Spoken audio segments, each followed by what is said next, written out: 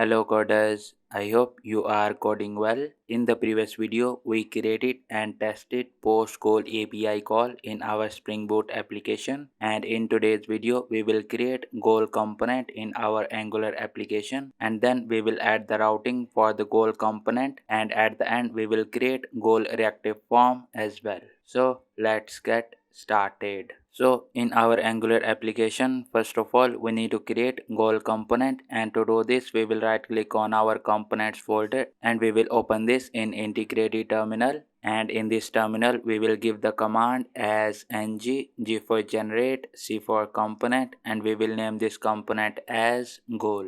And as you can see, our goal component is ready. Now we need to create a route for this component, and to do this we will open app.route.ts file, and in this file we will duplicate our workout route, and then we need to update the path and we will replace this workout with goal. And after this we need to update the component as well, and we will replace this workout component with the goal component. And with this our routing is completed. Now let's save this file and let's run our application.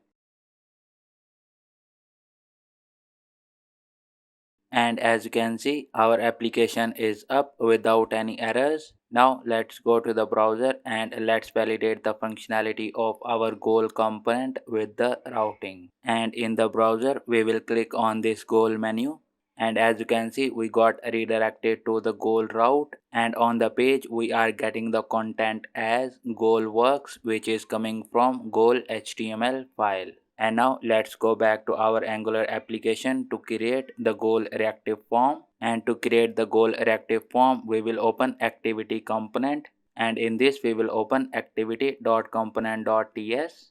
And from this component, let's copy this grid style, activity form, constructor, and ng on init method. And after this, let's open our goal component, and then we will open goal.component.ts, and we will paste the copied code here.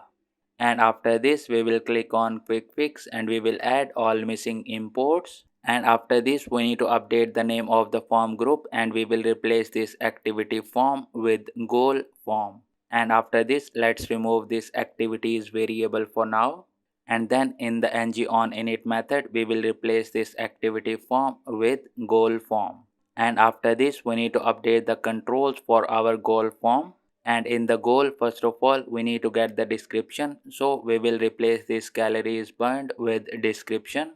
And for the by default value we will give this as null, and for the validators we will give validators dot required. And after this let's remove these remaining controls from the goal form, and then we need to create a control for the start date. And to do this we will duplicate our description control, and after this we will replace the name with start date. And at the end we need to create a control for the end date, and to do this we will again duplicate our start date control, and then we will update the name to end date.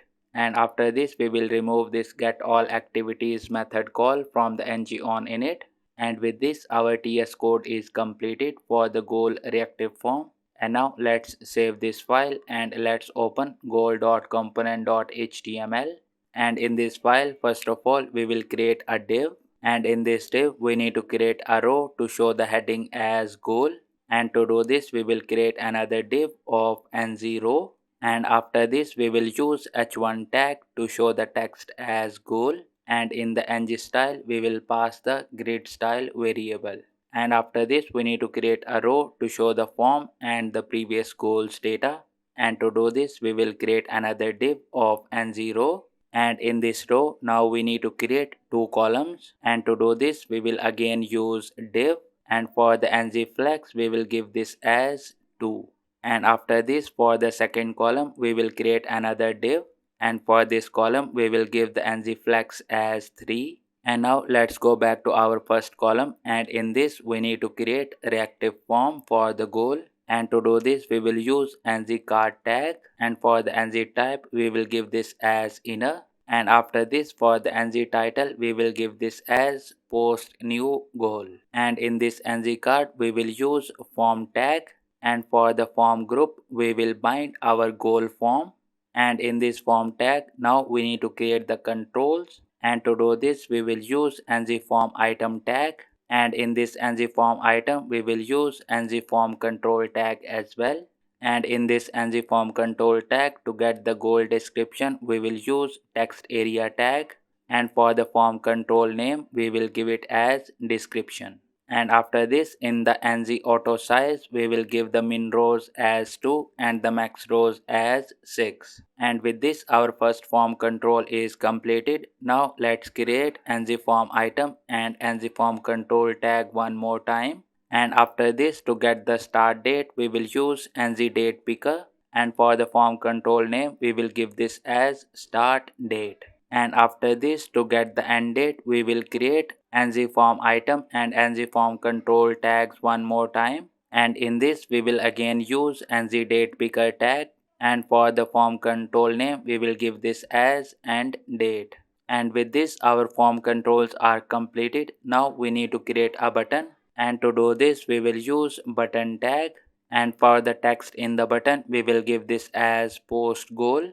And after this, we will disable this button if our goal form is invalid. And with this, our HTML code is completed. Now let's save this file and let's open goal.component.ts. And in this file, we need to import our shade module. So in the imports array, we will write shade module and then we will add the import.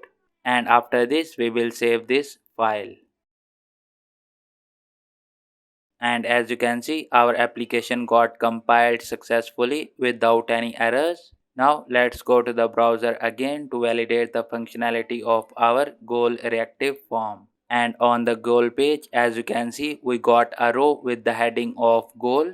And after this, we got a card with the title of post new goal.